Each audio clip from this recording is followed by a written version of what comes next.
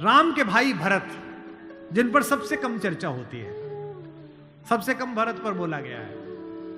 लक्ष्मण उनके साथ 24 घंटे रहते हैं। शत्रुघ्न पर तो कम ही बोला गया है, भरत पर सबसे कम बोला गया है। सरस्वती ने देवताओं के कहने पर मंथरा की बुद्धि फेर दी। सरस्वती ने देवताओं के कहने पर कैकेयी की बुद्धि फेर दी।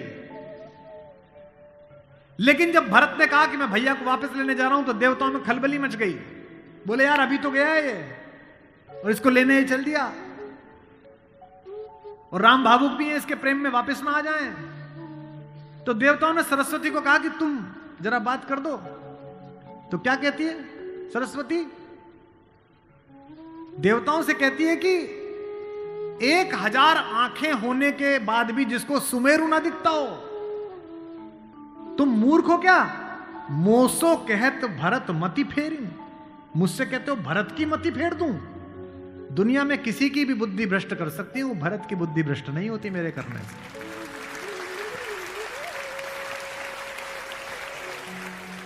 भरत जब भैया को ढूंढते हुए निकले तो पूरे खानदान को लेकर निकले। भरत ने कहा किसी की तो मान लेंगे, कौशल्या की मान लेंगे, ससुर को भी लेकर गए।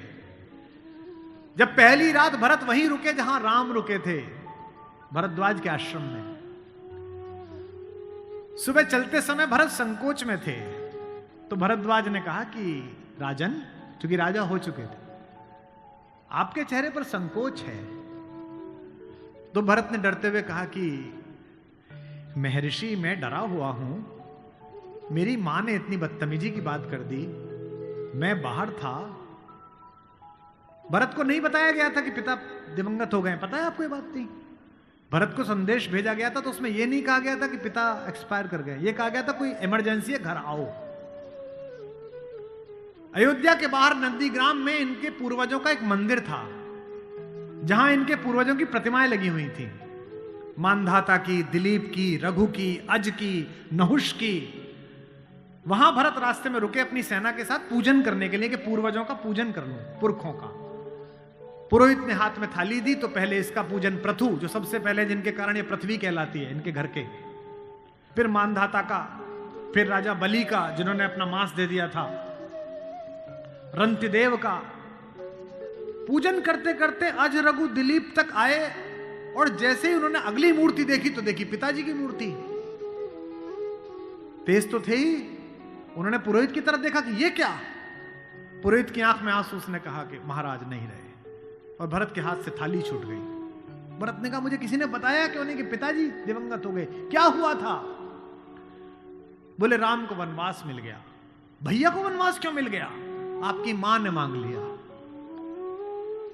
भरत घोड़ा दौड़ाते हुए अयोध्या तक पहुंचे, रोते हुए। सोच के देखिए, भरत जैसा भाई, भ्रातृत्व में राम किसी का उदाहरण नहीं देते, लक्ष्मण का भी नहीं देते। जब हनुमान को गले लगाते हैं तो ये नहीं कहते कि तुम लक्ष्मण जैसे भैया हो मेरे, तुम मोहि प्रिय ही भरत संभाई। देना हुआ है जब कोई प्यारा उदाहरण, हमने दिया है सिर्फ तुम्हारा उदाहरण।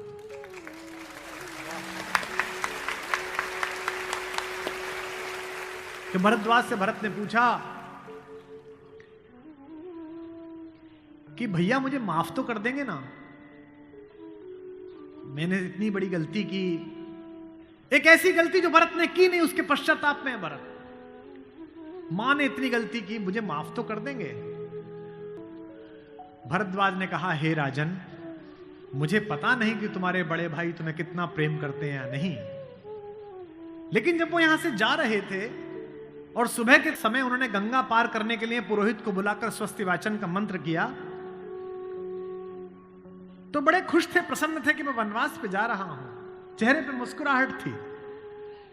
लेकिन पुरोहित ने हाथ में जल दिया, और जैसे ही पुरोहित के मंत्रों के बीच में निकला कि जम्बू द्वीपे भरत खंडे, और जैसे ही भरत सुना, राम के हाथ से जल गिर गया और वो जमीन पर गिर पड़े और हाय भरत चिल्लाने लगे, इतना प्रेम तुम्हें राम करते हैं।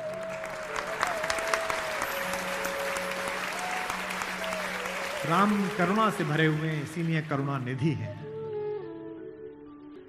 इसीलिए कहता हूं कि इस कहानी से पॉलिटिक्स सीखिए, इस कहानी से स्ट्रेटेजी सीखिए, इस कहानी से ह्यूमन वैल्यूज सीखिए, फैमिली वैल्यूज सीखिए। और जो राजनीति में लोग काम करते हैं उनसे भी अनुरोध है कि सदा जनता की भावनाएं ही सत्य नहीं होती।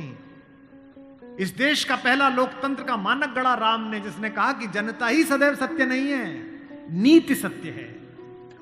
मैं इसको सिद्ध करके बताऊंगा अब आपको। जब राम जंगल गए तो सब दुखी थे, सब परेशान थे, हर आदमी उन्हें लौटाना चाहता था।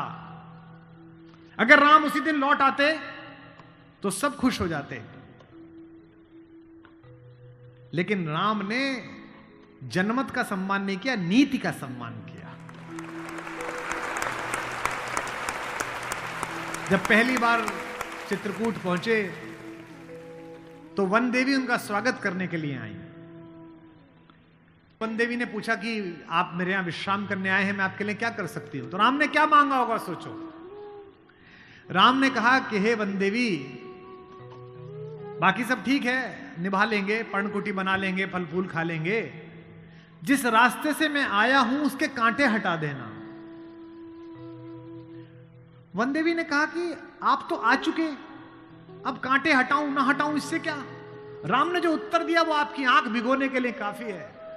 राम ने कहा कि मेरी तो कोई दिक्कत नहीं है, मेरे पैर में कांटे लग गए, पर मुझे ढूंढता ढूंढता मेरा भाई भरत इसी रास्ते से आएगा, उसको कांटे नहीं चुभने चाहिए, कांटे हटा दे।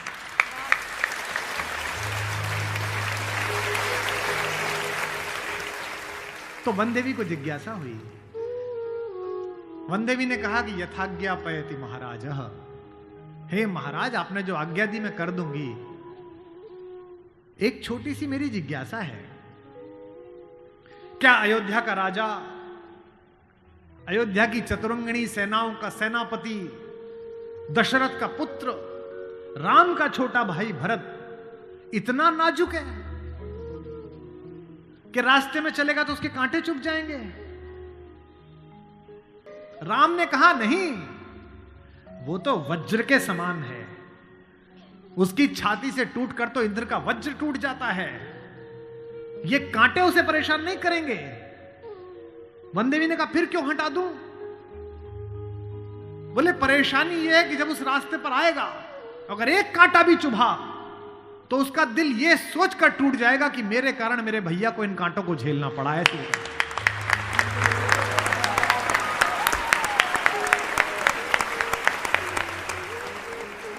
बिना चप्पलों के भरत चले, और जब चले तो भाई मृदु भूमि सकुच मन मन ही, भूमि भी संकोच से भर गई।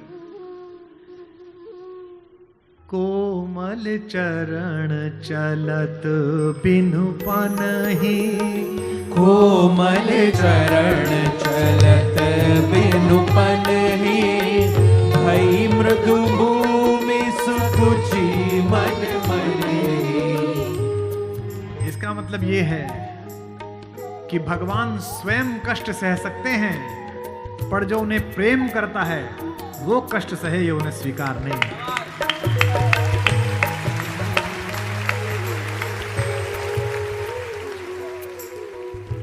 चित्रकूट में रात्रि का समय है,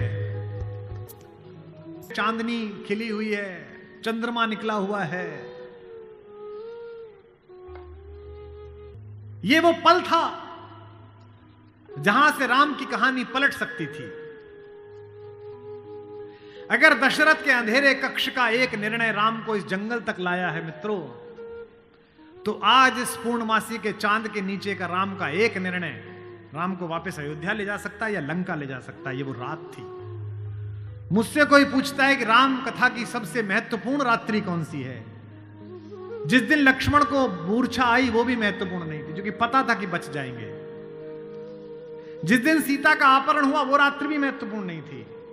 यही रात महत्वपूर्ण थी, यही रात अंतिम, यही रात भारी, जिसमें भरत, शत्रुघ्न, तीनों माताएं, गुरु वशिष्ठ, ससुर साहब, सास, सब आए हैं कि बस राम लौट चलो। तदनंतर बैठी सभा उटज के आगे, नीले वितान के तले दीप बहु जागे। टकटकी लगाए नयन सुरों के थे वे, सब देख रहे थे। परिणाम उत्सुक उन भयातुरों के थे वे, वह चंद्रलोक था कहां चांदनी वैसी। प्रभु बोले गिरा गंभीर गूढ़ निधि जैसी। जब सबने खाना खा लिया, सबने पानी पी लिया, तब भगवान ने सबको बिठाकर पूछा। क्या सवाल पहला? भरत जैसे आदमी से, हे भरत भद्र अब कहो अभीप्सित अपना। इतनी दूर चल के आए हो, बताओ क्या चाहिए? सब सजग हो गए, भंग हुआ ज्यों सपना। एक बात पूछी कि बेटा बताओ क्यों आए हो? तो क्या बोले भरत? हे आर्य रहा क्या भरत अभीप्सित अब भी। आप मुझसे पूछते हो कि मुझे क्या चाहिए? मुझे तो सब मिल गया भैया। इसी दिन के लिए तो मेरा जन्म हुआ था, पिताजी मर गए मेरे कारण, आप जंगल में बैठे हो मेरे कारण, सोने के आभूषण पहनने वाली मेरी भाभी एक वलकल पहने हुए मेरे कारण, जिसके सर पर अयोध्या का राजमुकुट होना चाहिए था उसके सिर पर जटाजूट है मेरे कारण। हे आर्य रहा क्या भरत अभीप्सित अब भी। मिल गया अकंटक राज्य उसे जब तब भी। पाया तुमने तरुतले अरण्य बसेरा, रह गया अभीप्सित शेष तदपि क्या मेरा। और मैं इसलिए भरत पर फिदा हूं कि भरत इतिहास का अकेला पात्र है जिसकी गलती नहीं है फिर भी प्रायश्चित कर रहा है।